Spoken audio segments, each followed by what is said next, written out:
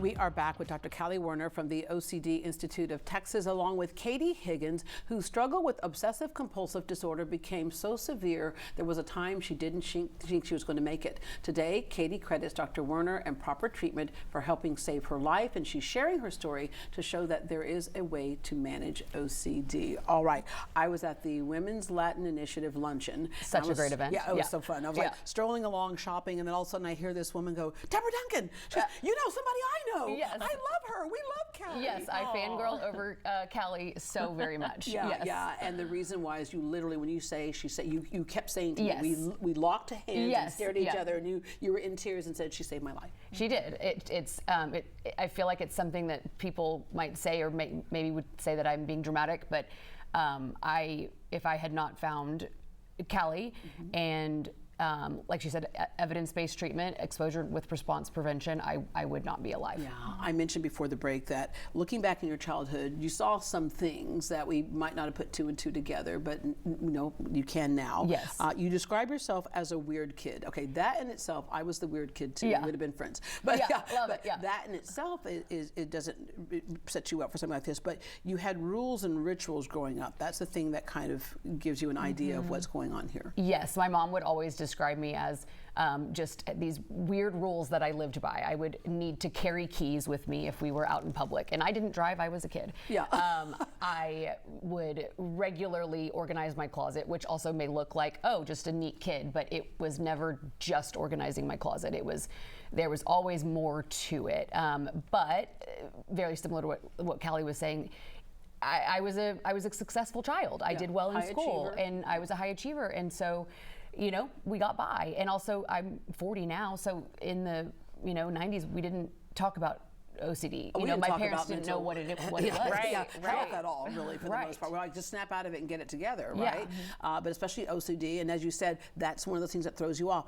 Any parent out there right now who has a child who's organizing their closet thinks they have this goal. Yeah. Right? I know. Yeah. So it doesn't look like something that's wrong. Okay, so there's the actions that you do. Sure. But coupled with the thoughts, that's the part that just becomes so overwhelming, right? And Yes. so what were some of the thoughts that you were having along with those actions? When I was younger,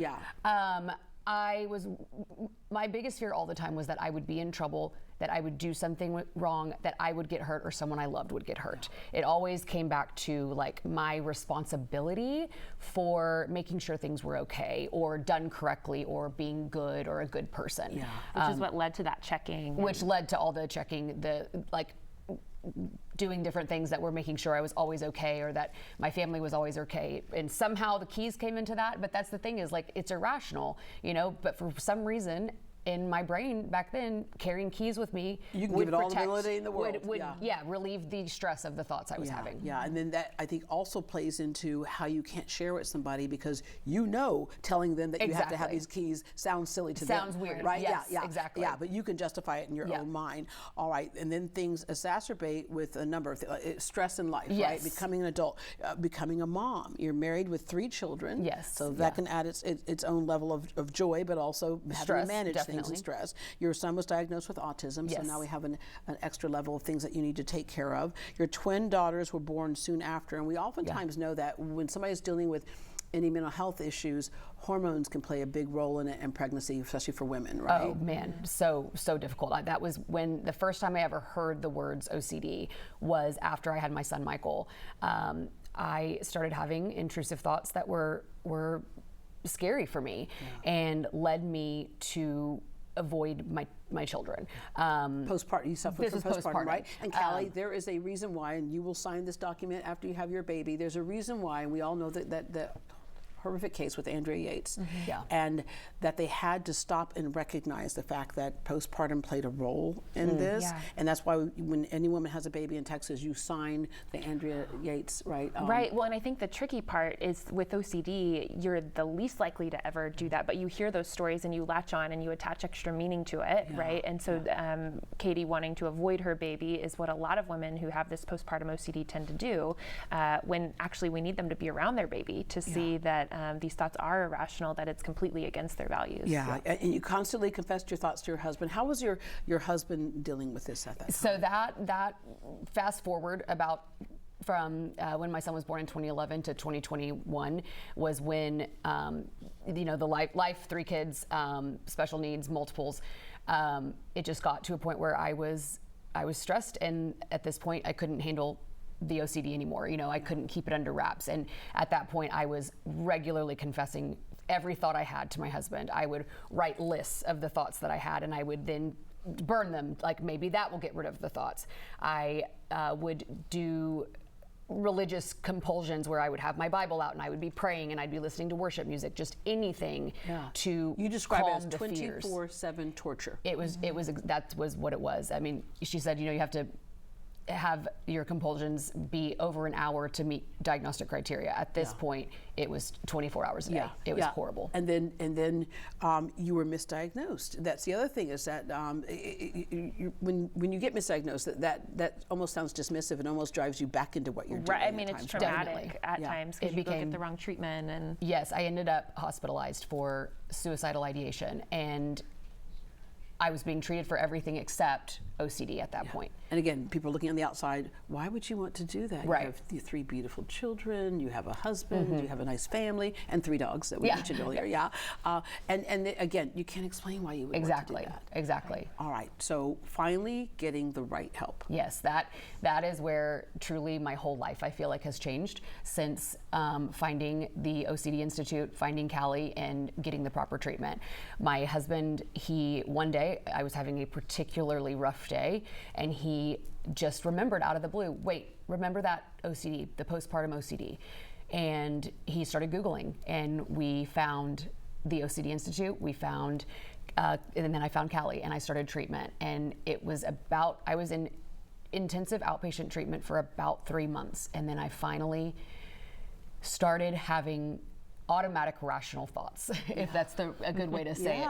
And something a lot of us take for granted, exactly, right? And exactly. I even remember one time having a session with Callie and saying, Callie, I'm stressed about all these different things, and they're normal things. They're just life. They're not my obsessions and my intrusive thoughts in my head. And that was such a moment of just joy and gratitude to just get to be stressed out about something normal. And you said to me, I want to share this. Yes. I want to share this. And because with your store, you sell all kinds of beautiful clothes and accessories and things, but you say you run into women all the time and say, this is me. Yes, I've been so grateful that I've been able to use my company just as an opportunity to connect with people and share my story, because it is something that is so